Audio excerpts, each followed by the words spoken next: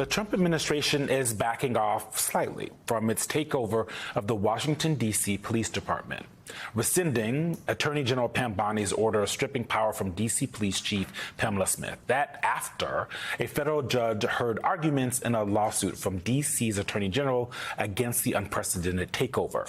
And Boendi's appointment of Drug Enforcement Administration head Terrence Cole as, quote, emergency police commissioner, attempting to shift authority from Chief Smith. But following a closed-door session on Friday with D.C. Attorney General's office, the federal government agreed to rewrite Boendi's order. Now, Chief Smith will remain in charge, but the DOJ is directing Mayor Muriel Bowser to order the police department to assist in immigration enforcement operations, effectively stripping D.C. of its sanctuary city status. Here's what D.C. Attorney General Brian Schwab had to say following the decision. Our effort to avoid a hostile takeover of our police force is not going to happen. Chief Smith remains in control of the police department under the supervision of our mayor. Very important win for home rule today. Meanwhile, the Pentagon is drafting a plan to put 600 National Guard troops on standby to be quickly deployed into U.S. cities facing civil unrest. That's according to internal documents reviewed by the Washington Post. This all comes as black mayors and leaders say President Trump's threat to deploy the National Guard in cities across the country is not just about law and order, but also about racially divisive politics. Joining us is Nevada Attorney General Aaron Ford, who recently announced that he will challenge Republican incumbent Joe Lombardo for Nevada governor. Thank you so much for coming on, Attorney General. I want to start with just some video as we're talking. You'll be able to see it there. We've seen video after video on social media of law enforcement officials, whether they are local D.C. police or some of these federal officials, walking up to folks at their homes, on their stoops, talking to them, demanding things. This one here, asking, what are you smoking, essentially? And something that this law enforcement official said, don't be smoking outside, don't be drinking outside, because Donald Trump's tired of it, and people come to visit here. What does it tell you that he's bringing up the president's name in this? That stood out to me when I saw it on social media originally. Thanks so much. Thanks so much for having me on. I really appreciate it. And let me first say that how proud I am of my colleague, Attorney General Brian Schwab, for standing up against this clearly unconstitutional act. Brian is a consummate professional who is conscientious and deliberative, and I'm so proud that they went to court to push back on this. To your question, though, I mean, it tells you all you need to know about the approach that Donald Trump is taking here. The Constitution is clear. Our federal government can only deploy the National Guard to our cities under limited and lawful circumstances, and that's for a reason. In America, we don't use the military to police our own people.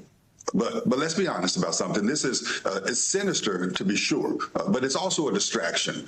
It's just a distraction that Donald Trump wants to utilize to take our eyes off of his tax bill that's ripping away Medicaid from more than 100,000 Nevadans in my state, and the slashing benefits for over 500,000 individuals, and adding $3 trillion to the deficit, all to pay for tax cut for billionaires. So we see through this. It's both sinister and a distraction, and none of us should be standing for it.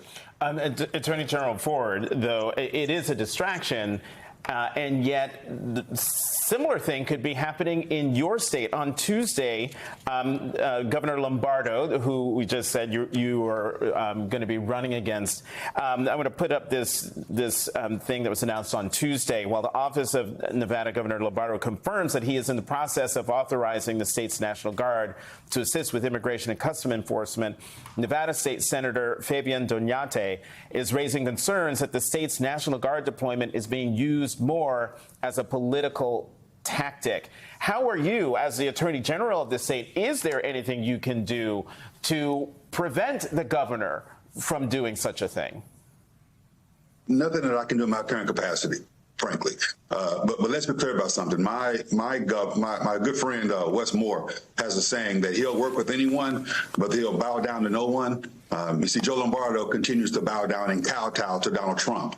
So this is nothing new. This is just the latest example of Donald Trump trying to curry favor.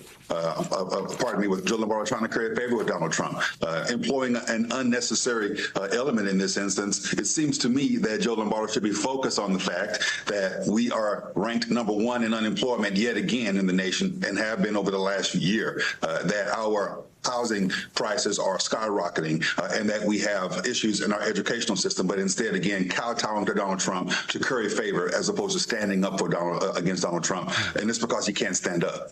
Really quickly, Attorney General, in the minute that we have you left, you're running for governor, obviously. Would you authorize the state's National Guard to assist with immigration and customs enforcement if you were governor?